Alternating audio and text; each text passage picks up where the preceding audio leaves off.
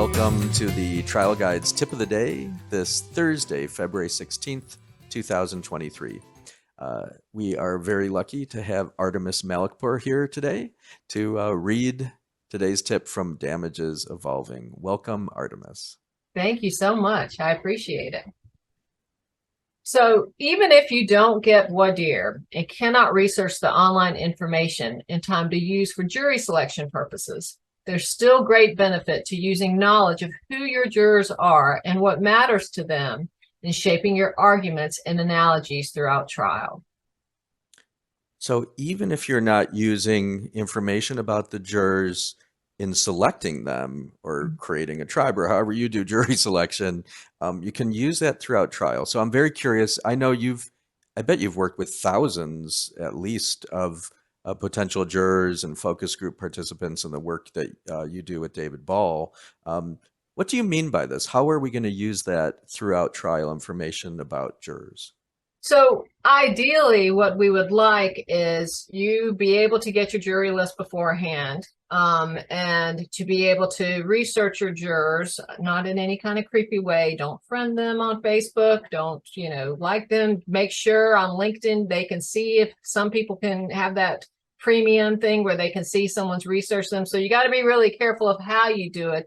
But it's certainly appropriate to do some research of folks online because you get a better sense of who they are. And you can do that before you get into the courtroom if you get that jury list in advance, or sometimes you can do it while in the middle of jury selection, have a team who's researching your jurors. But sometimes you get 15 minutes. You don't get the list beforehand and you get, 15, 20 minutes of voir dire. So we'll have folks who won't actually bother to look up who their jurors are because they've already picked the juror. So they figure, well, what good does that do me now? Well, it can do you a tremendous amount of good because those are your decision makers. And you need to know, even though they're already in the box, you need to know how to present your case so it matters to them.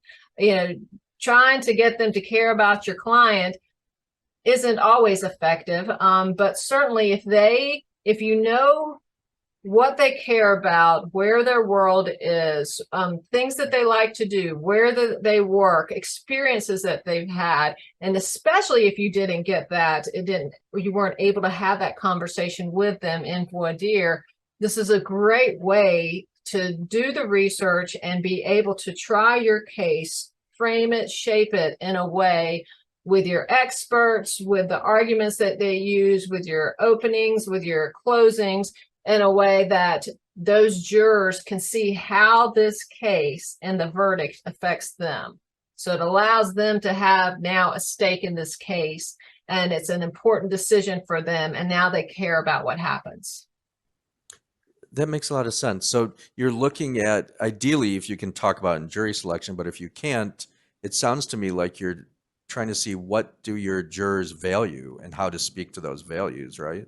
What they value, how much they value it, how does it, for the folks that, when they're not able to do it anymore, and how much time they put into it, how much time they invest in it, all those things, it speaks to your damages case, absolutely, and how much the value that they put, so if it was taken away, how much they care about it. But it also does go to your liability in places they work. Do they have safety rules? Are they on the road? Do they travel a lot? Do they drive a lot? Are they in certain neighborhoods, that kind of zone of danger?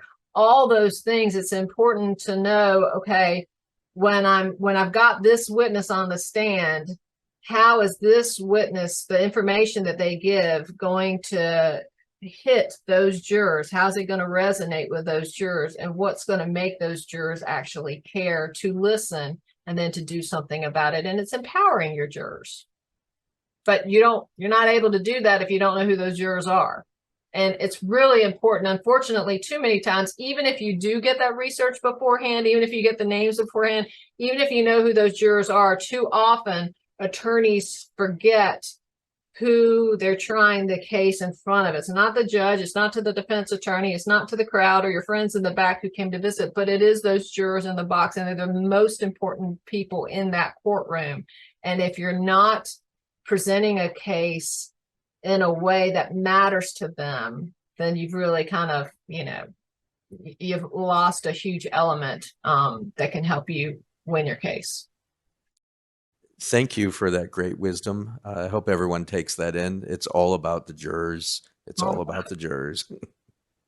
Thanks Yeah. for being here today, Artemis. Thank you so much. Let's take a moment to take a deep breath together and be grateful to be alive this Thursday. May the work that we do today help to reduce suffering in the world. May we help accomplish justice. May we fiercely and compassionately advocate for our clients, championing their stories. I'm going to ring a bell 3 times now. This can take you into a meditation practice, a prayer practice, or just remind you it's Thursday. Wake up, go out, do good things, and have fun while you're doing it.